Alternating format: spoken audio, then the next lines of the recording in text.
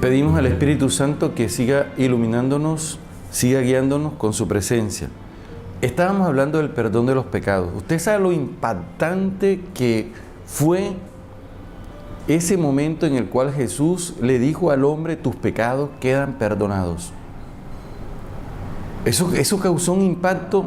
Es más, en el paralelo de este texto que aparece en Mateo 9 y en Lucas 5:17, la gente, por ejemplo, en Mateo 9, dice que Mateo 9:9, quedaron impactados de ver que Dios le había dado tal poder a los hombres.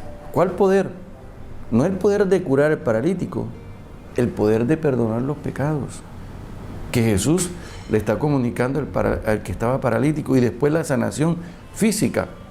Es decir, que más extraordinario es el perdonar los pecados que la sanación física. Obviamente que esto tuvo que llegar a oídos de Leví.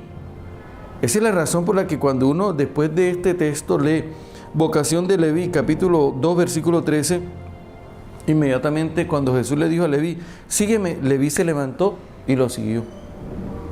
Así, no, hay que leer el contexto. Y precisamente nosotros estamos en el capítulo 2, curación del hombre que estaba viviendo una experiencia de pecado profundamente y estaba paralizado. En ese contexto leemos el texto de Leví. Esa es la razón por la que Leví lo sigue.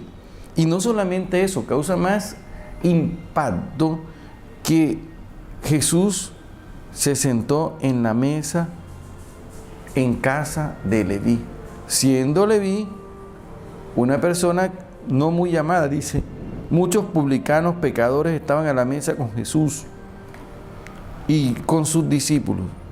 Eran muchos los que seguían. ¿Y por qué esos pecadores fueron a buscar a Jesús? ¿Y por qué Jesús fue a comer con ellos?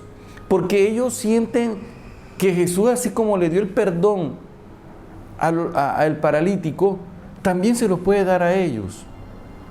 Y que Jesús no es distante, que ese perdón que Jesús está comunicando viene de Dios, que ya no era necesario, según el Levítico capítulo 16, versículo 22, la confesión que hace el sacerdote al chivo expiatorio que soltaba en el desierto. No es necesario en este momento. Hay alguien que nos conecta con Dios, que abre un espacio a la misericordia, y por eso ellos buscan a Jesús. Pero los fariseos y los escribas no son capaces de ver esto.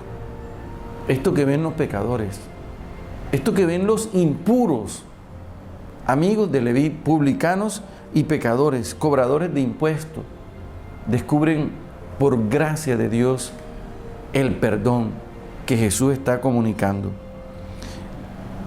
Esto después nos muestra que los fariseos y los escribas, especialmente los fariseos, se preocupan más por las leyes que por descubrir la novedad que Dios a través de Jesús está comunicando, como el perdón de los pecados. Y sin embargo están enfatizando cómo los discípulos de Juan y los fariseos estaban ayunando. Vienen y le dicen: ¿por qué mientras los discípulos de Juan y los discípulos de los fariseos ayunan y tus discípulos no ayunan? Mira en lo que están perdidos ellos, y no se abren a la novedad del vino nuevo, a la novedad de la experiencia de misericordia que Dios está comunicando. Así, de esta manera, nosotros podemos ir comprendiendo hacia dónde nos va conduciendo Jesús cuando estamos meditando el Evangelio de Marcos, hacia dónde nos va llevando para que encontremos la presencia del Padre que ama al ser humano, que brinda al ser humano la posibilidad de una transformación que inicia desde el mismo corazón, reconociendo precisamente este hombre, el ser humano, la necesidad de ser perdonado.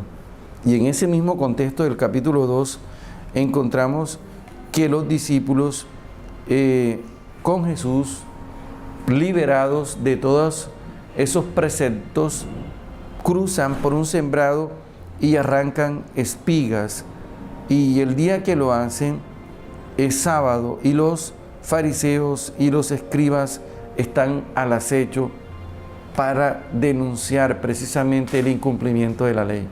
En el próximo video, entonces seguimos analizando este camino que Jesús nos propone, el camino nuevo, el camino de la buena noticia. Amén.